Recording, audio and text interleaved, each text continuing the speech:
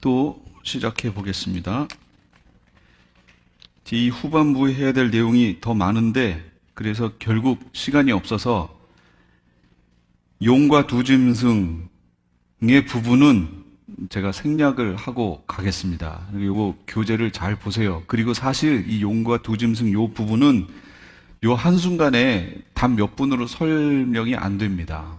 이거는 이것만 따로 한 시간을 해도 설명이 제대로 안 되는 부분이에요. 설명할 게 너무 많아요. 그래서 우리에게 중요한 건 이게 더 중요한 게 아니기 때문에 이건 간단하게만 제가 봐드릴게요. 7년 환란이 돼서 후 3년반이 되면 그때 두 짐승이 활동하게 됩니다. 그 두 짐승을 하나는 바다에서 올라온 짐승, 하나는 땅에서 올라온 짐승 이렇게 표현을 해요. 그런데 그럼 우리가 주목해 봐야 되는 이게 뭐냐면 용, 바다 짐승, 땅 짐승 요 세 개를 주목해서 봐야겠죠. 이게 마지막 시대에 활동하게 될 거니까. 용은 이미 활동하고 있었고 그다음에 이 두 짐승이 마지막 시대에 활동하는데 그래서 특별히 마지막 시대에 있을 국가를 짐승국가라고 부르는 겁니다. 그러면 보세요. 용의 모습을 보세요. 용의 모습은 어떻게 지금 표현하고 있냐면 7머리 10뿔을 가졌는데 7머리에 왕관을 쓰고 있다라고 지금 얘기하고 있어요. 용을 설명하기를. 다시요, 모양을 생각하세요. 말을 생각하지 마시고 머리가 7개예요. 됐죠? 그 다음에 10개의 뿔이 있어요. 그럼 10개의 뿔이 어떻게 달린 거예요? 7개 머리에 하나씩, 그럼 나머지 3개는 적당히 한 몇 개에, 이게 아니고 7개의 머리 중에 마지막 머리에 10개의 뿔이 한꺼번에 있는 거예요. 이게 7머리 10뿔이에요. 왕관을 어디다 쓰고 있냐면 머리들에 쓰고 있어요. 이게 용의 모습이에요. 그게 상징하는 게 뭐냐? 그 7머리가 뭐냐? 그게 지금 이 앞에서 제가 설명한 거예요. 7머리는 각 시대를 지배하는 제국을 얘기하는 겁니다. 애굽, 아수르, 바벨론, 메데, 바사, 헬라, 로마, 짐승나라 이렇게 진행되는 각 시대를 지배했던 제국들을 얘기하는 거예요. 바로 그 제국들의 배후에 누가 있었다는 거지요? 용이 있었다 그 얘기입니다. 용. 그러면 이 시대에 이 세계사 속에 애굽, 아수르, 바벨론, 메데, 바사, 헬라, 로마, 짐승국가 이거 말고 큰 제국들이 없었나요? 있었죠. 중세 초기만 해도 오스만 터키라든지 좀 지나면 원나라라든지 몽골이요, 몽골. 몽골이 어마어마하게 컸던 거 아시죠? 어쩌면 단일 땅으로 영국 같은 경우는 여기 식민지 저기 식민지에서 떨어져 있지만 연결되어 있는 단일 땅의 모양으로 지구상에서 가장 큰 나라를 형성했던 게 원나라 몽골이에요. 찾아보면. 근데 여기에 원나라가 안 들어갔어요. 왜 그런 나라들은 빠지고 애굽, 아수르, 바벨론, 메데, 바사, 헬라, 로마, 짐승나라 이렇게 얘기를 할까요? 이게 다 뭐랑 관계 있어요? 그렇죠. 이스라엘과 관계가 있습니다. 이스라엘이 있었을 당시 이스라엘에게 직접적인 영향을 미치며 존재했던 나라들을 얘기하는 거예요. 이걸 하나님이 7머리라고 얘기하신 거예요. 애굽이라고 하는 그 나라 시대에 이스라엘이 태동했죠. 나라로. 그렇죠? 그리고 실제 애굽이라는 곳에 있다가 출애굽한 거 아니에요. 그러면서 나라가 형성된 거잖아요. 그리고 아수르는 누구랑 관계 있어요?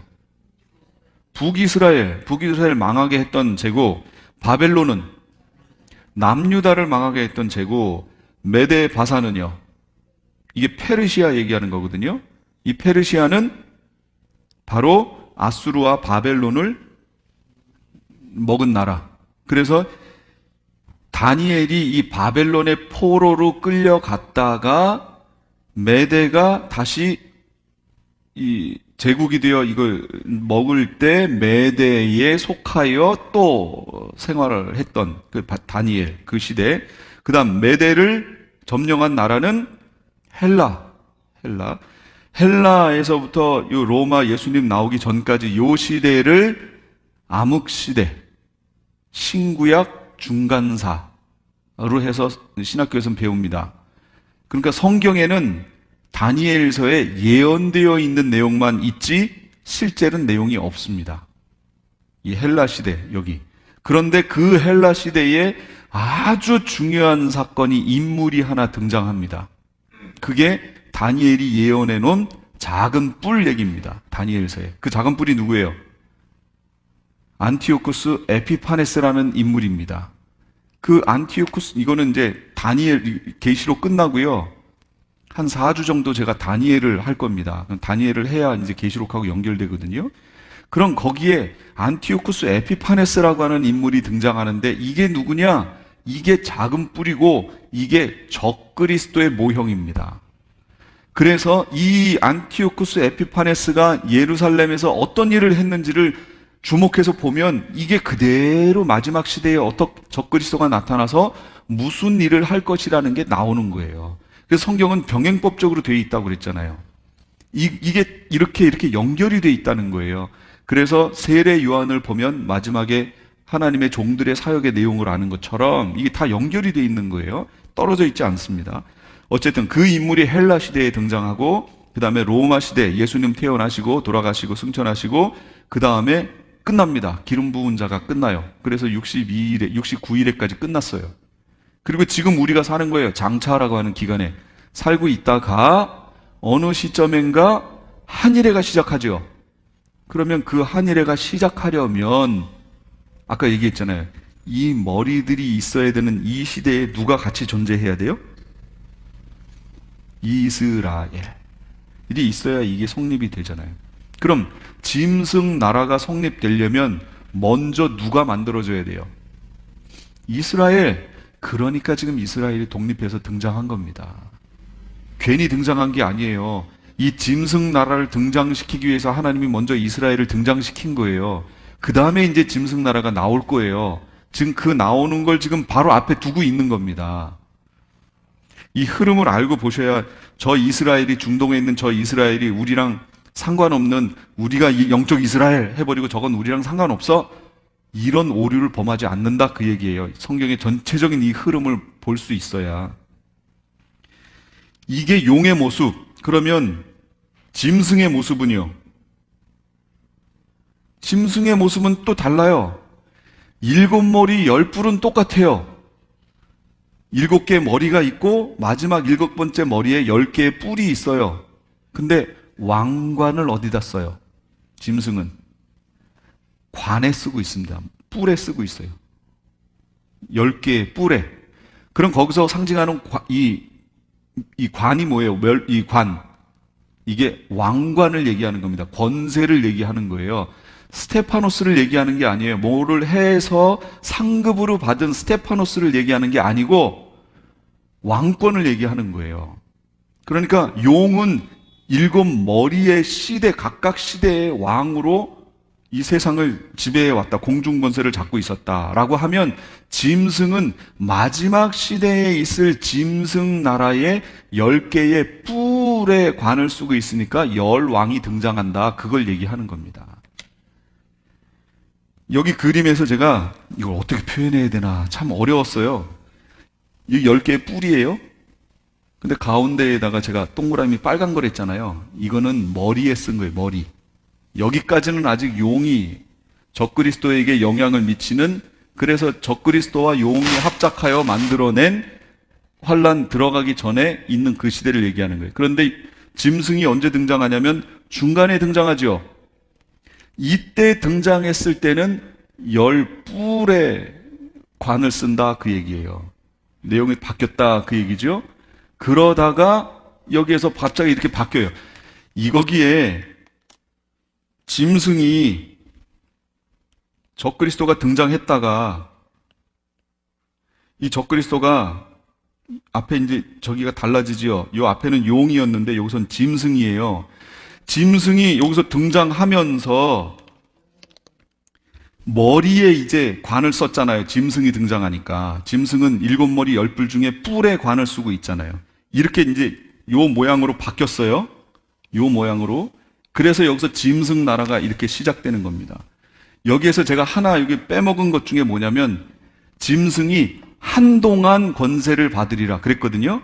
요게 번역이 그러니까 원어에 한동안, 요거는 맞는데 요걸 우리말로 한동안 요렇게 붙여놓으니까 우리말에서 한동안은 뭐예요? 그래도 꽤 오랜 기간 동안 이잖아요. 이게 문제예요.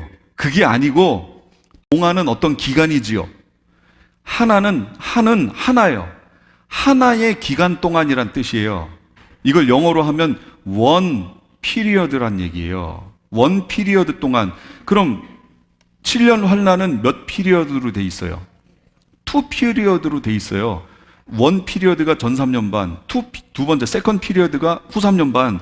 짐승이 후 3년 반의 권세를 얻는다, 그 표시예요. 한동안 권세를 얻는다는 게 후 3년 반, 세컨드 피리어드의 권세를 얻는다. 그게 42달 얘기하는 거거든요. 등장했어요. 이제 이렇게 등장했는데 등장하자마자 뭘 해요? 두 증인과 하나님의 종들과 전쟁한다고 그랬죠. 그래서 전쟁을 해서 그들은, 두 증인은 여기서 죽어서 부활에 올라가지만 제가 짐승에 대해서 얘기 안 했잖아요. 그럼 짐승은 어떻게 되느냐? 짐승도 거의 죽습니다. 거의 죽음의 위치까지 가요.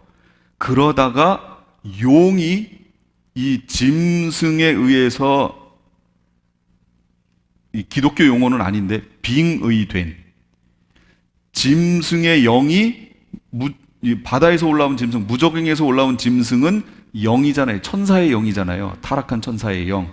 이것이 적그리스도라고 하는 사람, 그 전에는 용이 그 적그리스도라고 하는 사람에게 영향을 미쳐서 7년이 시작됐는데, 하늘해가 시작됐는데, 중간에 가서는 짐승이 그 적그리스도라고 하는 사람을 완전히 장악해버리는 거예요. 그리고 적그리스도라는 사람은 그 짐승에게 자기의 영혼을 팔아버리는 거죠. 그래서 그 짐승이 인도하는 대로 이 사람이 그냥 씌어서 행동하는 거예요. 그러니까 성격이 전 3년 반, 후 3년 반이 달라지잖아요. 전 3년 반은 성전 제사가 있고 후 3년 반은 성전 제사가 없지요. 이렇게 됐는데 바로 그 전쟁을 통해서 하나님의 종들은 죽고 부활하여 올라가지만 이 짐승은 이때 치명상을 입고 거의 죽음 직전까지 갑니다. 그 성경에 있어요. 죽음 직전까지 가니까 용이 이 짐승을 살려냅니다. 살려냈더니 누가 이 짐승과 같으냐, 누가 이 짐승과 더불이어 싸우리요, 성경에 그렇게 나오잖아요. 그러면서 다니엘하고 연결되어 있는 거예요. 작은 뿔이 나오면서 주변에 있던 큰 새 뿔을 꺾어버리고 나오잖아요. 작은 뿔. 이 작은 뿔이 바로 이 적그리스도 얘기하는 거거든요. 이것이 갑자기 시작은 이렇게 했는데 바로 그 옆부분에서 여기서 전쟁을 하는 바람에 이 형태로 바뀌는 거예요. 새 뿔을 제거해 버렸어요. 새 뿔을 제거하고 그 인물이 여기에, 이게 7번째 머리였잖아요. 7번째, 여기까지. 여기 6, 5 이렇게 있을 거 아니에요? 이게 7번째 머리인데 8번째에 나라처럼 등장해요. 구조가. 근데 성경에 보면 8번째인데 7에 속한 자라 이렇게 표현하고 있잖아요. 그러니까 그 안에서, 거기에서 서로 주고받고 한 거죠. 그래서 결국 8번째로 해서 짐승이 등장하는 거예요. 요거 이해하시려면 거기 있는 성경을 보셔야 돼요. 새 왕을 죽이고, 그럼 왜 새 왕을 죽였느냐? 아까 하나님의 종들하고 싸울 때 거의 죽음 직전까지 갔는데 그때에 아마도 그 새 왕이 이 적그리스도를 적극적으로 밀지 않고 적그리스도에게 반기를 들지 않았나 보는 거예요. 10왕국이 있는데 그 중에 새 왕국이 적그리스도에게 반기를 들어요. 그러니까 적그리스도가 죽음 직전에 있다가 살아나면서 나머지 새 반기를 들었던 새 왕국을 처단을 하고 나머지 7개와 합하여 자기가 8번째 왕이 되어 세상을 지배하는 42달의 권세가 행사되는 거죠. 아까 하나님의 종들하고 전쟁을 벌였잖아요. 이 짐승이 죽음 직전에 갔는데 그때 10개의 나라 중에 3개의 나라가 이 짐승이 왕이 되어 이걸 가는 이거에 반대하니까 짐승이 살아나서 그들을 숙청해버린 거죠.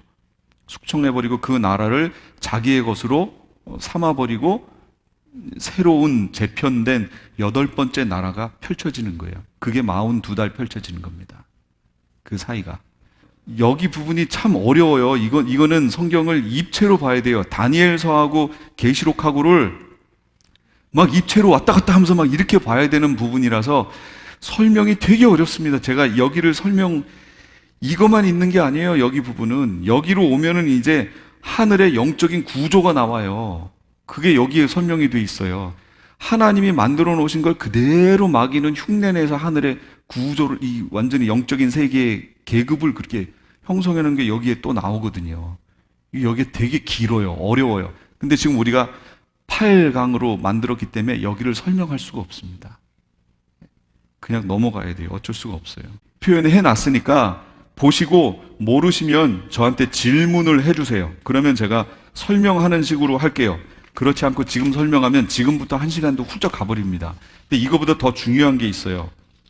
이걸 설명하는 것보다 짐승표입니다. 짐승표로 갈게요.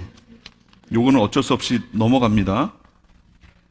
꼭 읽어보세요. 그러니까 읽어보시고 질문을 해주세요. 짐승표로 넘어갑니다.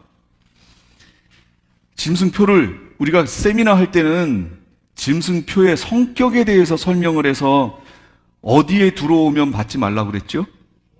몸에 들어오면 받지 말라라고 제가 설명을 드렸어요. 오늘은 짐승표를 성전의 관점에서, 다른 관점에서 설명을 할 겁니다. 그러니까 한번 잘 들어보세요. 성전의 유형은 하늘 본성전이 있고요, 예루살렘 성전이 있고, 교회가 있고, 성도가 있습니다. 이게 무슨 차이인가 한번 잘 보세요. 하늘 본성전이 있어요. 계시록 1장, 4장, 5장에 보면 사도 요한이 본 게 바로 하늘 본성전 본 거예요. 그러면 이 땅에 만들어졌던 그 성전은 뭐예요? 그림자죠, 그림자.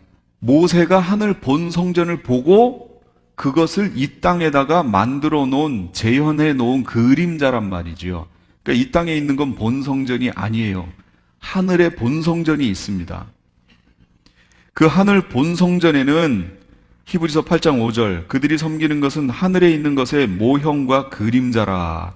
모세가 장막을 지으려 할 때 지시하심을 얻음과 같으니 이르시되 삼가 모든 것을 산에서 내게 보이던 본을 따라 지으라. 그래서 이게 뭐냐면 모형이요 그림자였어요. 하늘 본성전에는 그러면 누가 있어요?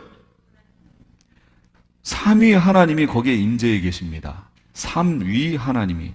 계시록 4장 2절, 5장 6절, 보좌에 앉으신 이게 성부 하나님, 어린 양, 이거 성자 하나님, 7 등불, 7 눈, 7 뿔, 이거 성령 하나님 상징하는 거예요. 그러니까 삼위 하나님이 거기에 계십니다. 하늘 본성전에. 근데 천국, 하나님 나라인 새 예루살렘 성에는 성전이 따로 없습니다. 이게 계시록 21장에 있어요. 성 안에서 내가 성전을 보지 못하였으니 이는 주 하나님 곧 전능하신 이와 및 어린 양이 그 성전이심이라. 이제 우리가 가게 될 새하늘과 새 땅에는 성전이 없어요. 그냥 하나님이 성전 되시기 때문에. 그리고 우리 성도를 가지고 벽돌로 삼아서 그 새 예루살렘 성전을 만들었기 때문에 그 안에 하나님이 계시니까 그게 곧 성전인 거예요. 따로 성전이라고 이렇게 만들어 놓을 필요가 없다, 그 얘기예요. 이유는 하나님께서 거하신, 임재하신 그곳 자체가 성전이기 때문이지요. 요게 이제 하늘 본성전이에요. 두 번째는 예루살렘 성전이 있습니다. 구약에 있지요, 예루살렘 성전. 지금 제1성전 지나갔고 제2성전 지나갔고 지금 성전 없어요. 이제 새롭게 지어질 성전을 뭐라고 불러요? 가명으로 우리가 그냥 제3성전 그러는 거예요. 세 번째 성전이기 때문에. 그럼 이 성전에는 누가 있어요? 성부 하나님께서 임재하십니다. 제1성전을 솔로몬 성전이라고 하고 BC 960년경에 완성됐고요.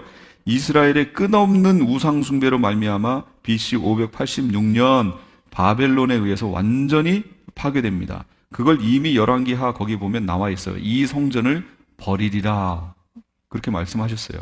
예레미야 31장에도 내가 그들의 남편이 되었어도 그들이 내 언약을 깨뜨렸음이라. 깨뜨렸기 때문에 이걸 파하신다 그래 얘기해요. 하나님의 언약을 배반하고 계명을 어겨 하나님을 버리고 떠나 우상 숭배한 결과로 예루살렘 성전이 파괴됩니다. 이게 1성전이었어요. 그럼 제2성전, 이건 포로 귀환 때 수룹바벨에 의해서 만들어집니다. BC 516년. 그래서 BC 586년에서 516년이니까 70년이죠. 우리의 포로 생활이 70년이 될 것이다 했던 예언이 그대로 성전을 통해 이루어진 거예요. 수룹바벨을 통해서 재건이 됩니다. 그러나 포로 귀환하면서 지었기 때문에 이 성전이 예루살렘 솔로몬 성전하고 비교해서 어떻게 보일까요? 아주 초라하지요. 솔로몬 성전은 솔로몬이 있었을 당시에 그 부와 이걸 가지고 지었으니까 얼마나 대단했겠어요. 근데 이건 포로기에 와가지고 세웠으니까 형편이 없을 거라고요.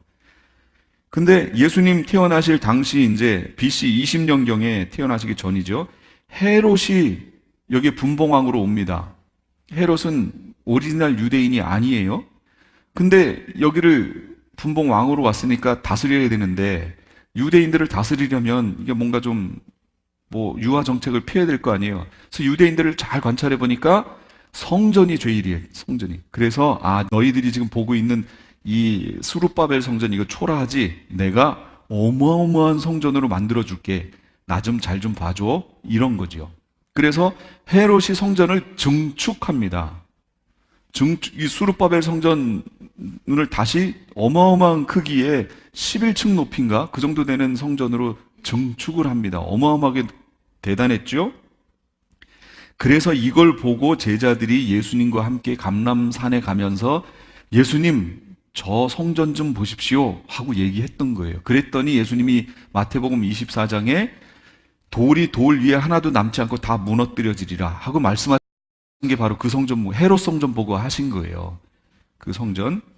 이게 실제로 예수님 돌아가시고 약 40년 후인 AD 70년경에 로마의 티투스 장군에 의해서 다 무너져 버리죠. 돌 위에 돌 하나도 남지 않는다는 예수님의 예언의 말씀이 그대로 이루어집니다. 무너졌어요.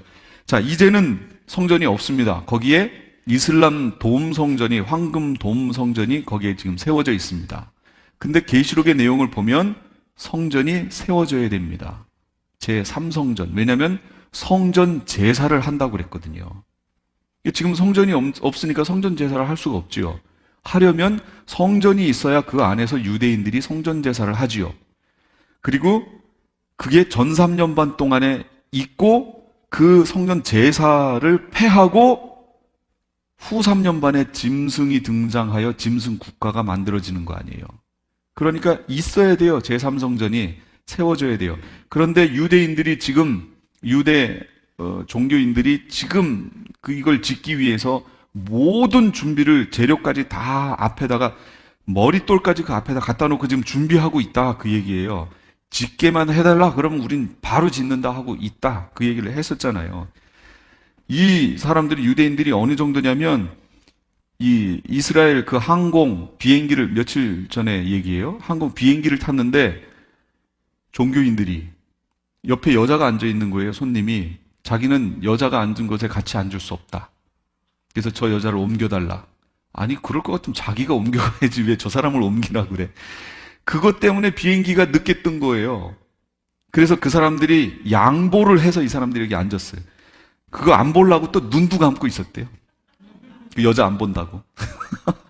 대단하죠. 그런 사람들이에요. 그러니까 얼마나 대단해요. 이 사람들에 의해서 성전 지어질 겁니다.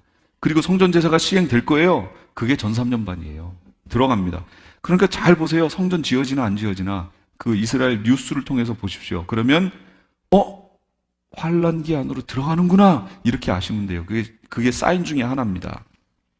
그게 제3성전. 지금은 교회, 성자 하나님께서 임재하신 것이지요. 그래서 예수님이 요한복음 2장 21절, 예수는 성전된 자기 육체를 가리켜 말씀하신 것이라. 이제 성전이 예수님의 몸으로 교회로 옮겨오지요. 그래서 에베소서로 오면서 교회는 그의 몸이니 그는 몸인 교회의 머리시라. 그러니까 이제 교회가 성전이 된 거예요. 지금 이제 우리는 예루살렘에다가 성전 세울 필요 없어요. 그건 우리랑 상관없습니다. 이미 교회로 성전이 옮겨졌어요. 에베소 교회 사자에게 편지하라. 오른손에 있는 7별을 붙잡고 금촛대, 교회지요. 그 교회 사이를 거니시는 이가 이르시되, 교회를 보호하고 계시잖아요. 임재하셔서. 교회가 성전이에요. 그런데 또 이렇게 얘기하세요. 이제 성도가 곧 성전이라고. 누가 거하시는? 성령이 임재하시는. 고린도전서 3장 16절, 너희는 너희가 하나님의 성전인 것과 하나님의 성령이 너희 안에 거하시는 것을 알지 못하느냐? 우리가 뭐라고요? 성전. 너희 몸은 성령의 전이다. 우리 몸이 성령의 전이다. 그 얘기예요. 그럼 이제 성도들의 몸이 성령이 거하시는 성전이다. 성령님이 나를 주관하시고 다스리시는 처소가 되기 위해서 때문에 우리를 성전이라고 얘기해요. 그럼 성전의 의미, 성전은 삼위일체 하나님께서 거하시고 임재하여 계시는 곳을, 그런 처소를 성전이라고 얘기합니다. 하나님께서 임재하실 뿐만 아니라 다스리시고 통치하시는 개념이 있어요. 내가 하나님의 다스리심의 대상이라는 것은 내가 하나님의 백성이라는 뜻이 되지요. 누구의 다스림을 받느냐에 따라서 신분이 결정됩니다.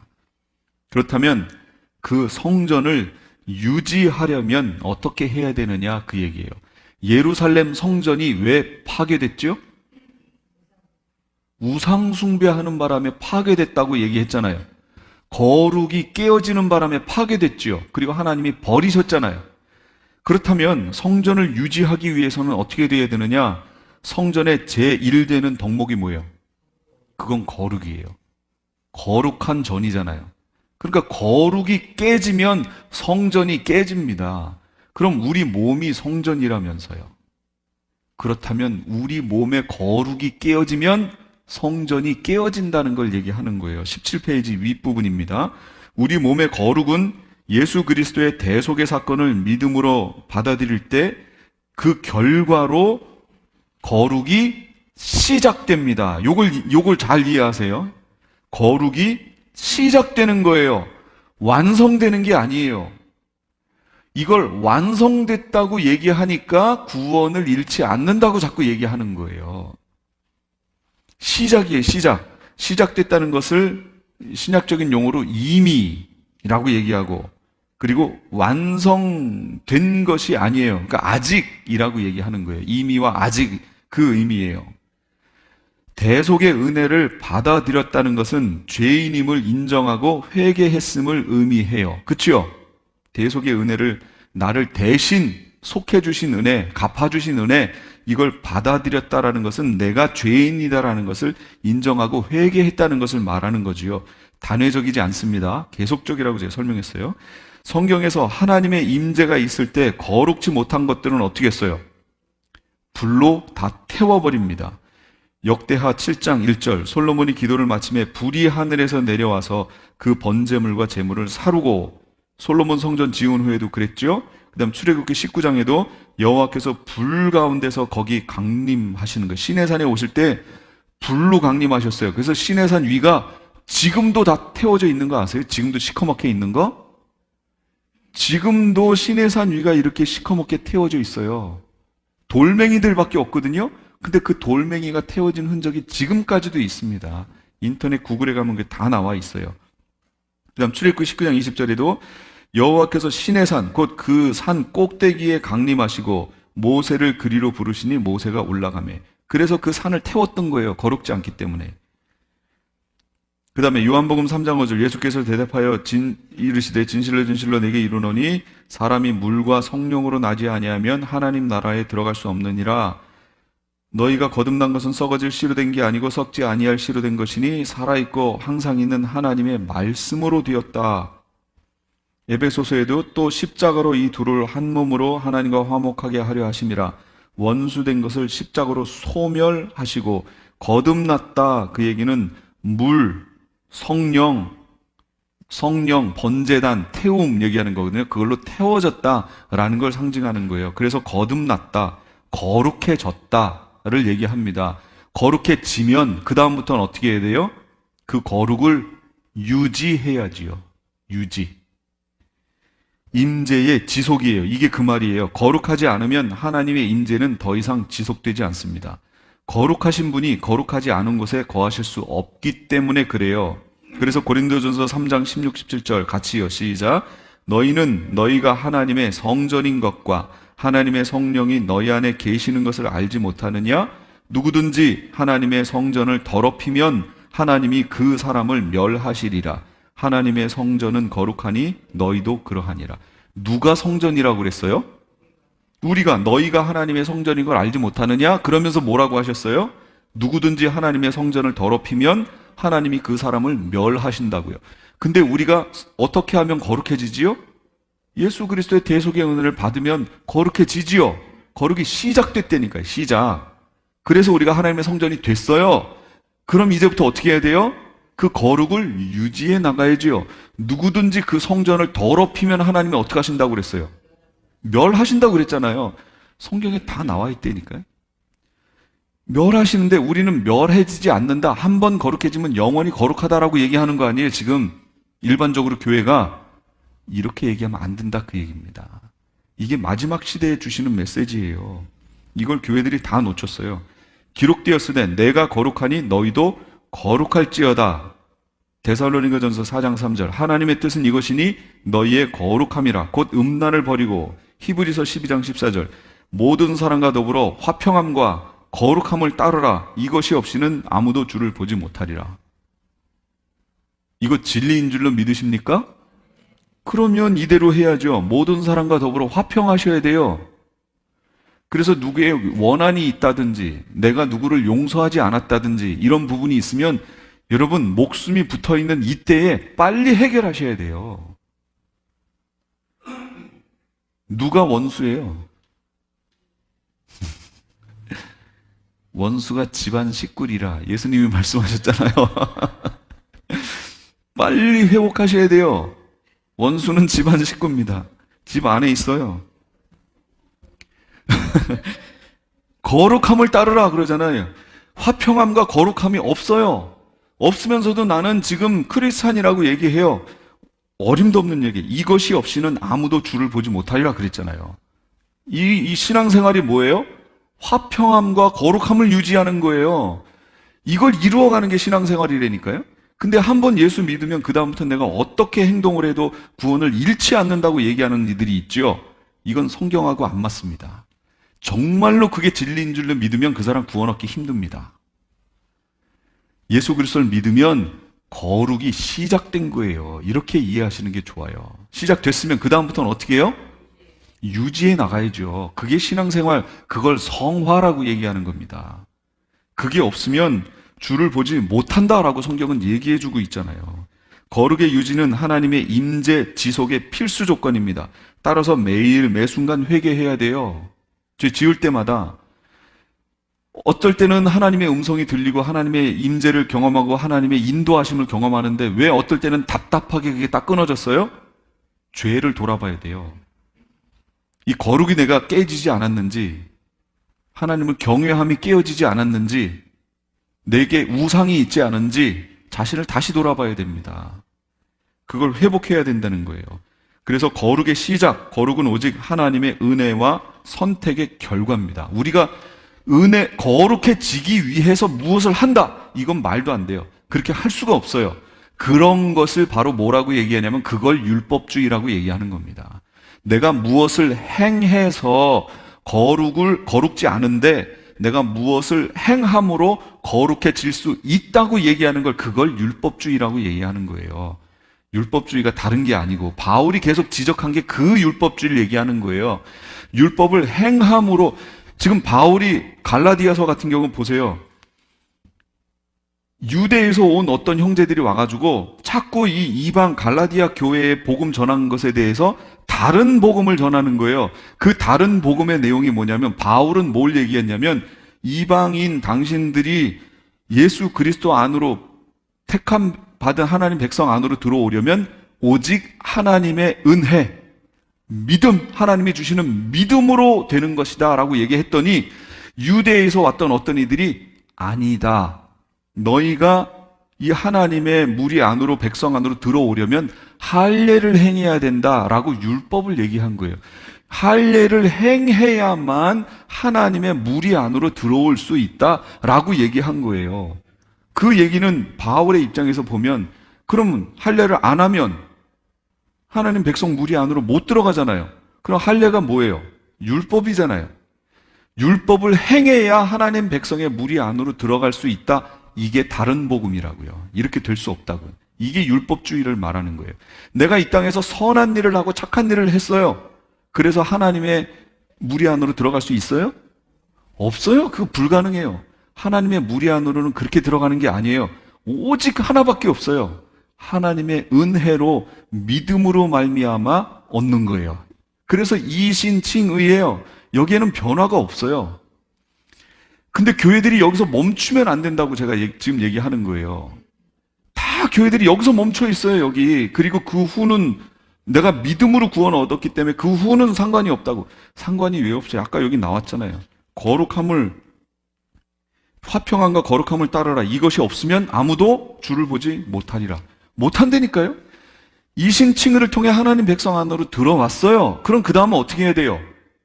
그 들어온 거룩의 상태를 유지해서 거기까지 가야죠. 그러면 이걸 하려면 여기에 뭐가 필요해요? 율법이 필요하죠. 이게 율법의 제3용법이라는 거예요. 이게 이 칼빈이 그렇게 강조했던. 근데 목사님들이 칼빈주의를 공부하면서 율법의 제일 3용법이라는 걸 몰라요. 칼빈이 이걸 강조했다는 것 자체도 몰라요. 칼빈이 율법을 버렸다고요? 말도 안 되는. 칼빈은 율법을 얼마나 세웠는지 몰라요. 하나님의 백성이 하나님 백성답게 되려면 율법의 내용을 봐야 된다는 거예요. 나의 그 어떤 노력과 의지로 거룩을 이루어낼 수 없습니다. 그런 거룩을 지속하려면 어떻게 해야 돼요? 거룩의 시작은 오직 하나님의 은혜, 그것을 지속하는 것은 우리의 책임. 그런데 옛 언약에서는 그 우리의 책임이라는 부분이 진짜로 지정의를 가지고 내가 해야만 했던 거예요. 근데 할 수 있어요, 없어요? 없어요. 히브리서에 그래서 우리 육체의 연약함으로 말미암아 이룰 수 없다라고 얘기하잖아요. 그 이룰 수 없는 것을 하나님은 하신다라고 얘기하죠. 어떻게 하세요? 성령을 통해 하시는 거예요. 새 언약 안에는 성령의 내주가 있어서 우리를 성전 삼아 성령이 내주하셔서 내 의지, 내 힘으로 안 되는 걸 성령이 우리를 이끌어 가신다고. 이게 옛 언약과 새 언약의 다른 점이에요. 너희를 그 애굽에서 이끌어낼 때 너희에게 주었던 그 언약과 다르다라고 말하는 그 다른 점이 뭐냐? 그게 한 번에 이루어서 이제는 더 이상 뭐 필요 없다라는 걸 얘기하는 게 아니고, 그 다른 점을 얘기하는 게 아니고, 성령이 안 떠난다 이걸 얘기하는 게 아니고, 구약 옛 언약은 내가 내 힘으로 그걸 해내야 했지만, 그러니까 이 미간에다가 여기에다가 막 이거 넣고 막 비행기 타고 앉아서 이거 꺼내가지고 이거 줄줄줄줄줄 외우고 다시 여기다 집어넣고 또 이거 해야 됐지만, 이제는 성령이 오셔서 내 안에서 성령이 율법의 내용들을 가르쳐 주시고 우리를 그쪽으로 이끌어 가신다는 얘기예요. 성령이 하시니까 우리는 어떻게 하면 돼요? 성령을 쫓아 행하면 되는 거예요. 성령을 따라 행하면 되는 거예요. 이게 다르다 그 얘기예요. 이 점이 다르다. 한 번에 이루었다가 아니고 이 점이 다르다 그 얘기예요. 그러니까 그러면 거룩이 손상될 수 있나요, 없나요? 있지요. 우리의 연약함 때문에 성령이 우리를 이끌어 가심에도 불구하고 우리의 연약함으로 말미암아 순종하지 않을 때가 있잖아요. 불순종할 때가 있지요. 그게 죄잖아요. 그게. 그래서 거룩이 깨어질 때가 있어요. 그러면 어떻게 해야 돼요? 회개해야 된다 그 얘기예요. 그 거룩이 깨어지면 회개하고 다시 회복해야 돼요. 이 사역을 주님 만날 때까지 우리 속에서 하시는 분이 누구예요? 이게 성령이에요. 이 성령이 이 사역을 우리에게 하신다니까. 죄에 대해서, 의에 대해서 우리에게 끊임없이 지금 가르쳐 주시면서, 여러분, 죄 지으면 그 속에서 성령님이 말씀하시는 거예요. 그거 죄라고. 하나님이 안 기뻐하신다고. 하나님의 백성들 속에는 성령이 오셔서 그걸 끊임없이 말씀하세요. 그래서 결국 어떻게 해요? 하나님의 백성들이 회개하고 돌이키는 거예요. 그 작업을 지금 하고 계시다고요. 그러니까 성령을 소멸하면 돼요, 안 돼요? 소멸이라는 거는 영향력을 끄다. 예, 영향력을 끄다. 성령이 끊임없이 우리에게 계속 말씀하시는 거예요. 화해하라, 회개해라, 회복해라. 계속 말씀하시는 거예요. 근데 내가 자꾸 내 의지로, 내 마음의 완악함으로 자꾸 성령의 영향력을 끄는 거예요. 이걸 성령을 소멸한다고 얘기하는 겁니다. 성령을 계속 소멸하면 성령의 인도를 받을 수 있어요, 없어요? 없잖아요. 그러면 단순히 지금 성령의 인도를 못 받는 정도에서 끝나면 다행이지요. 근데 이게 그 사람의 생활 습관, 신앙 습관이 되어버리면 나중에 어떻게 될까요?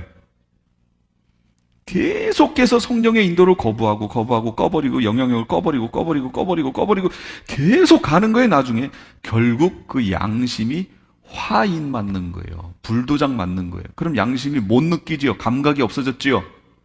그럼 어떤 상태지요? 이제 더 이상 성령이 그 사람에게 관여하지 않는 거예요. 그럼 그 사람이 결국 어디로 갈까요? 배교로 넘어가는 겁니다.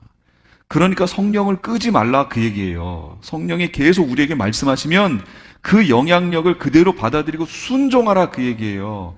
거룩을 유지하는 방법, 순종이에요. 깨졌으면 회개해야죠. 근데 회개는 단회적이라고 그러고 회개 한 번으로 끝났다고 그러면 말도 안 된다 그 얘기입니다. 어떻게 회개가 단회적이에요? 회개는 계속적입니다. 그걸 알기 원하면 어떻게 하면 돼요? 그래서 성경 원어로 가보면 돼요. 회개하라가 현재형으로 돼 있다니까요. 현재형.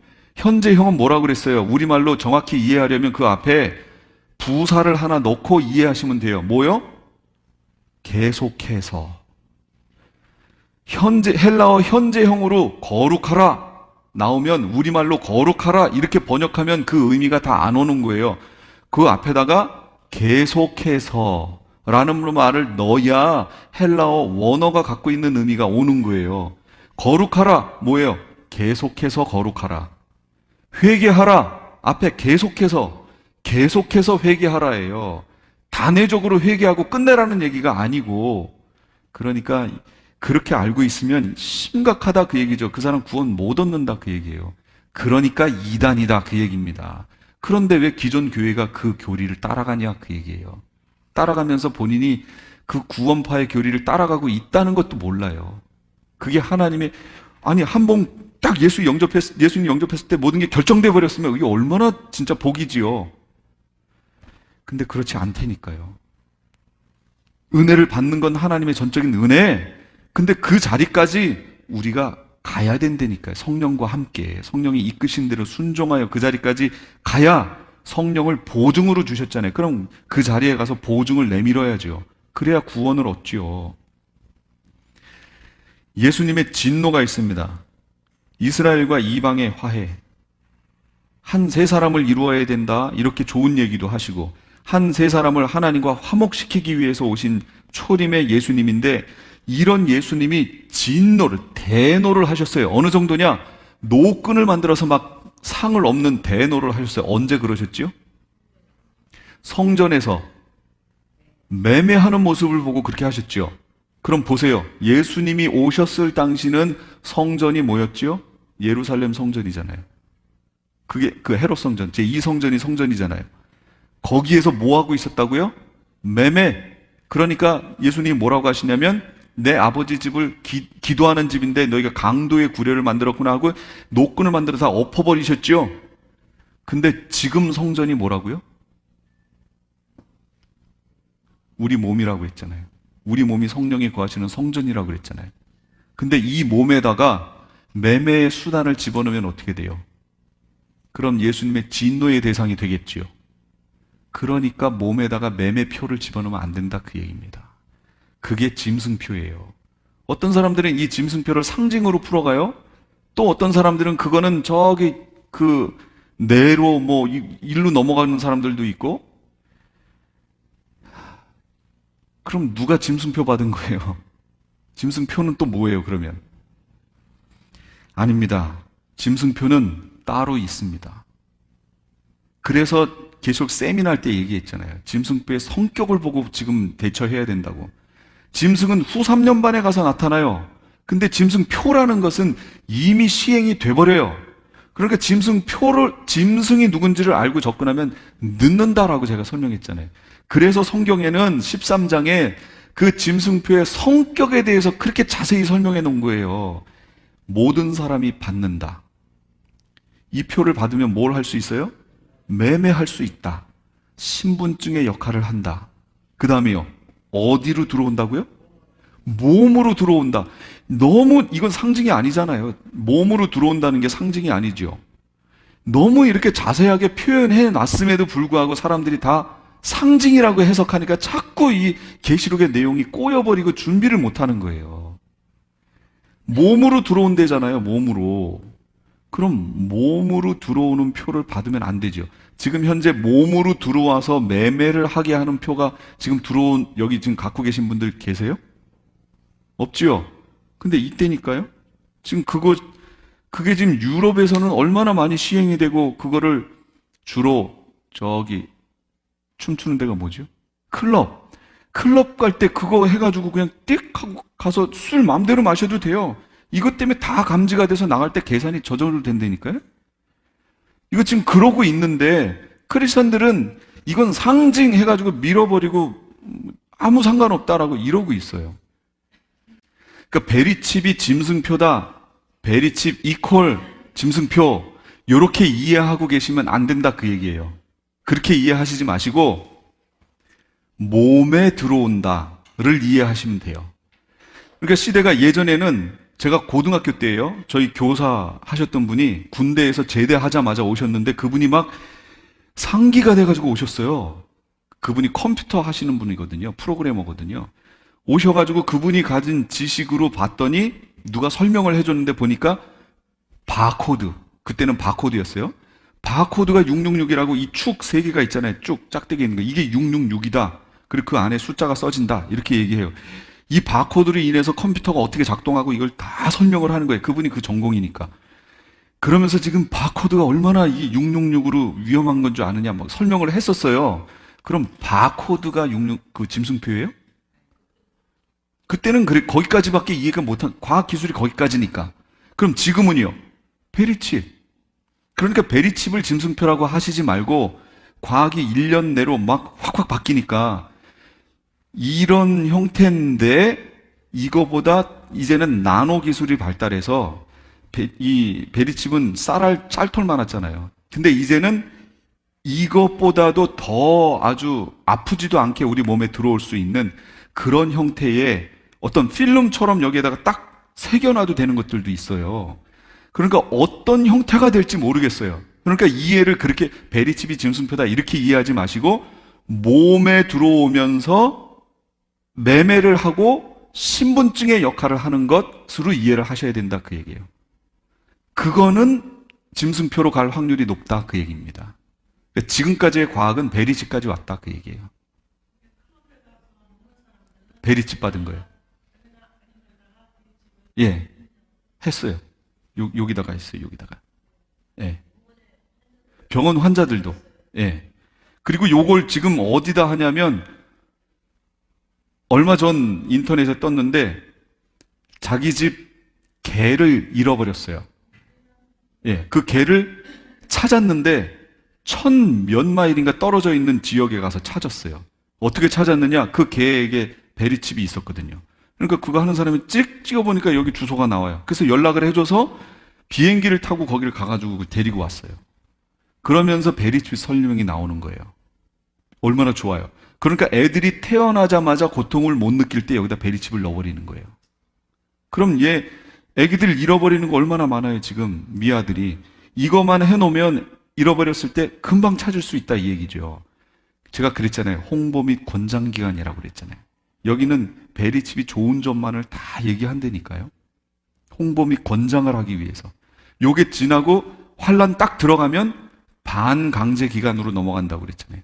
반강제는 안 받으면 손해가 있는, 뭔가 벌금을 내야든지 은행에서 돈을 찾지를 못한다든지 뭐 이런 거. 그 다음에는 짐승이 딱 등장하는 순간 이름이 짐승표로 바뀌는 거예요. 그러면서 강제 기간, 누구든지 이 짐승표를 받지 않으면 죽는 기간, 그렇게 바뀌는 거예요.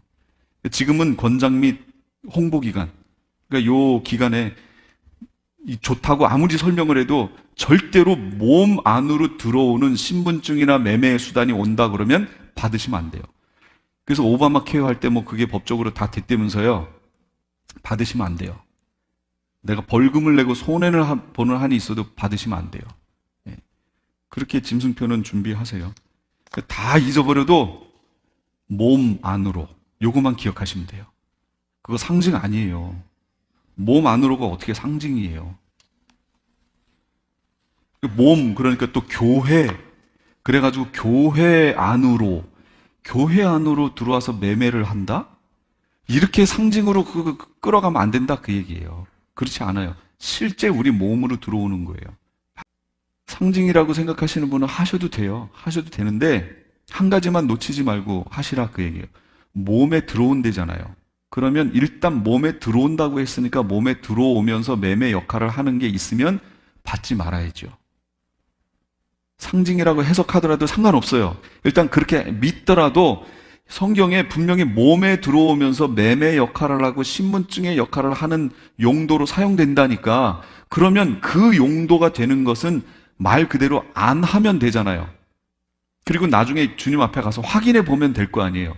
근데 이건 상징 해놓고 요거 실제 설명해 놓은 거 요거를 해놓고 주님 앞에 딱 갔는데 주님이 내가 너한테 하지 말라고 성경에 그렇게 기록해 놨지 않느냐. 구체적으로 몸에 받는다. 그리고 그게 있어야 매매를 한다고 내가 이렇게 자세히 설명해 놨음에도 불구하고 왜 그걸 받고 왔느냐? 그러시면 뭐라고 대답하실 거예요? 그거 우리 교단의 유명한 신학자가 상징으로 해석했는데요? 그게 이유가 될까요? 주님 앞에? 안 된다니까요. 주님이 나중에 다림줄 딱 내리신다니까요. 말씀의 검으로 싸운다고 그랬잖아요. 말씀의 검이 뭐예요? 말씀, 진리로 갖다 대보겠다 그랬잖아요. 예수님이 말씀하신 거랑 정확히 진리로 딱 대조해 봤는데 분명히 거기 있잖아요. 14장에 보면 앞부분에 세 가지 영원한 복음을 전파하는데 첫 번째가 뭐라고 그랬어요? 하늘과 땅과 바다와 물의 근원을 만드신 분을 경배해라. 두 번째는 바벨론 무너진다. 세 번째, 짐승표 받지 말아라 라고 여기서 계속 얘기해 줬잖아요. 13장, 14장에 짐승표 얘기하면서 받지 말라고 얘기해 줬는데 이건 상징인데요 하고 받았어요. 그럼 이제 책임 없죠. 저는 여기서 받지 마시라고 다 얘기했어요. 그러니까 이제 성경을 어떻게 보시든지 제 말로 하지 마시고 성경에 있는 내용으로 그냥 하시면 돼요. 계시록을 해석하는 데 있어서 중요한 아주 오류를 범하기 쉬운 것, 상징으로 해석하는 것. 예, 상징이 많습니다. 상징이 많아요. 그런데 그 상징의 내용은 다 구약에서 이렇게 가져왔다. 구약을 보고 아까 독수리 두 날개를 넘어, 이거 얼마나 상징이에요. 근데 구약에 설명이 다 되어 있잖아요. 그렇게 풀고 짐승표, 구약이 없어요. 그러니까 성경에 구체적으로 설명을 쭉 해놨잖아요. 그럼 구체적인 설명해 놓은 걸 들어야죠. 들으시면 됩니다. 그러셔서 마지막 시대를 또 준비하시기 바랍니다. 다음 주에는 이제 오늘은 추수 중에 성도의 추수, 휴거 얘기했고, 다음 주에는 이제 7 대접, 안 믿는 불신자들에 대한 추수, 그 부분을 할 겁니다. 여기까지 하고 기도하고 마치고요. 질문이 있으시면 그 후에 해주세요. 기도하겠습니다.